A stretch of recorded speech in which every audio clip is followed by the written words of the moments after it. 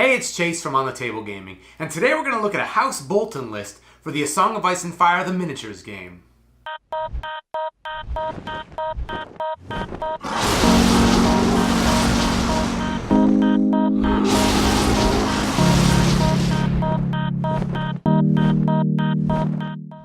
Alright, we're going to get started here with A Song of Ice and Fire Builder.com, the premier A Song of Ice and Fire list building website for this game.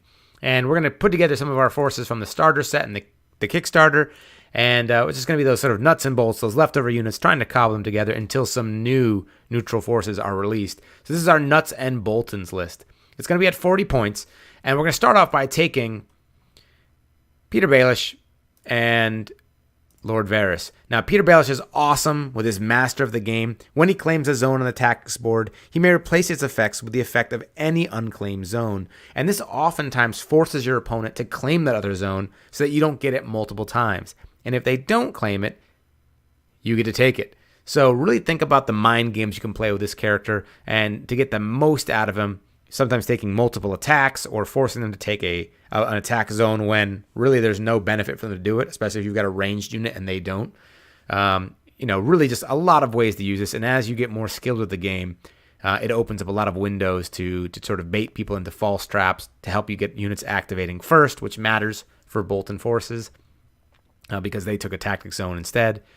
And Lord Varys is just an awesome take. Now, he starts with 4 tokens on him, and when an enemy NCU claims a zone on the tactics board, you may expend 1 order token on Varys and roll a die. On a 3+, choose 1. That NCU loses all abilities until the end of the round. Okay, that's pretty awesome. Cancel the effects of the claimed zone. That's awesome as well. And this may be repeated if unsuccessful, so you can burn those tokens rather fast if you want. Now, I generally like to use it a little bit sparingly in the beginning and then save it for the later rounds when it really counts, when the enemy's really hoping to squeeze out the last bit of potential from their units. And you can just be like, nope, sorry, that NCU's not doing what you think it's going to do. Or, nope, that claim zone you got, it's not going to give you that effect. So using that with Peter and Lord Varys, you force them to take a zone that maybe they didn't want to take, and then you cancel the effect of the zone that they did take. That can be really brutal. As far as units, we're going to throw on some Cutthroats, and we're going to take 2 units of Cutthroats. And they're great. 5+ save, nothing to write home about, but they do hit on an 8 on their initial attack with a 3+ to hit. And if the enemy has not activated, they become vulnerable. So it really helps you push through that damage. And always they're acting as vicious, where the defender suffers a -2 to their panic test. So 2 of these units will make a core for our army.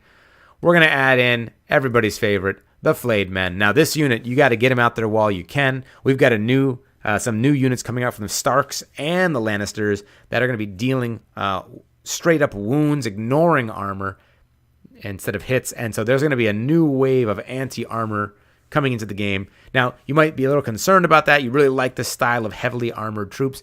Don't worry. You're still going to be able to run these guys. It just means now there will be units specifically made to counter this style of play. And so you're going to have to maneuver around the board and avoid them. So really what we're doing is we're playing a game of rocks, paper, scissors, shoot, and we're adding in, a pair of scissors now where these guys are definitely a rock.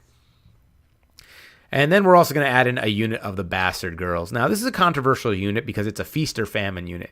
It only attacks with 4/4/4 consistently with its range, 3+ to hit. But really what its special strength is with this order, Sick 'em. So after this unit completes a ranged attack, this unit may make a free charge against the targeted enemy. So really what you're trying to do is get off a shot with 4 hits, and that when they get hit, that they might roll a 1 on their defense save, making them vulnerable. At that point, then, you activate your order, you charge in and hit them again with 6 dice. So that's a total of 10 attacks with their charge. You get to reroll these 6. And you're hoping that you're going to do a bunch of damage and that you're going to make them fail their panic saves because they take 1 from the Tracker's Bow and then 1 again from Blade and Fang.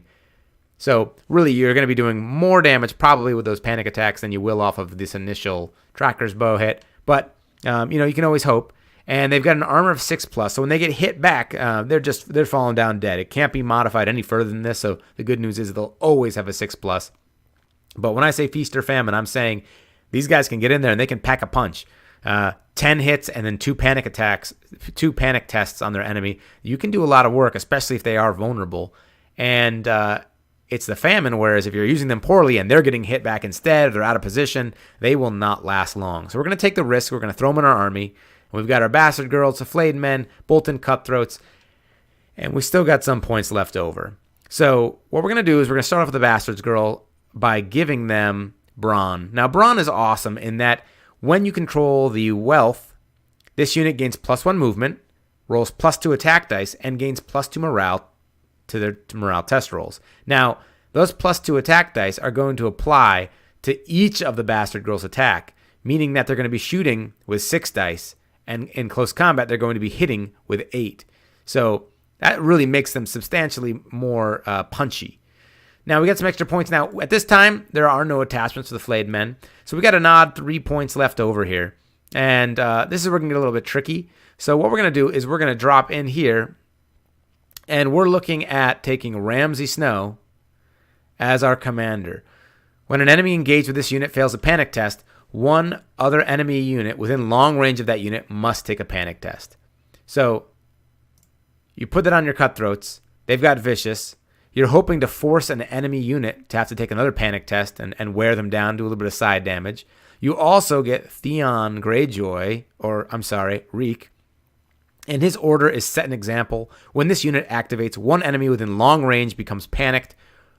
Roll a die. On a 5+, kill Theon. So you can use this to push out that panic die that you need. And what you want to do is set up a combo where you're throwing out a panic token on the target of the Bastard Girls so that they can use that to get extra damage off of their charge. So that's your big punch there. Now, of course, you could also use that with your Flayed Men, really trying to push it out there. But a lot of the work's going to be done by the Bastard Girls. Now, we've got an awkward 3 points left over for the Bolton Cutthroats, and while normally I would push for a Dreadfort Captain, we're going to round out those 3 points just to be efficient here with House Bolton, the Leech Lord. So this is going to basically mean that enemies charged by that unit are going to become panicked, and each time the enemy engaged with this unit fails a panic test, this unit may restore to 2 wounds. Now, are there better options? Are there better choices? Certainly in this list, of course, but the problem is, to round this out to 40, it's not really going to be any other unit we can squeeze in there. So as more units become available, we'll have more options. But the idea here is that we can set up some combos with the panic. We can keep this Bolton Cutthroat unit alive because it's got Roose in there. And we got the Flayed Men, which everyone's scared of. We've got the Bastard Girls moving with a speed of 6 now and shooting with 2 extra dice and hitting with 2 extra dice as long as we have that tactics, as long as we have that wealth location. So we got some scary units. And then we got some units that really you kind of don't want to ignore. If you're sleeping on the Cutthroats, they'll get in there and make you vulnerable and do some serious damage.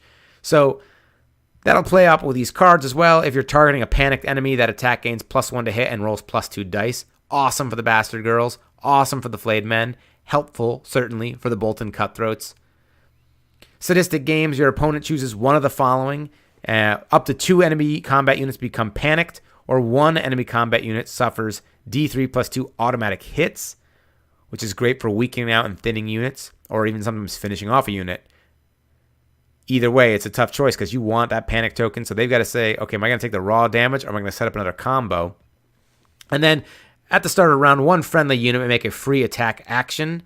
So free attack action, and you can then trigger your charge and get those Bastard Girls to do a surprise attack that maybe your opponent wasn't expecting.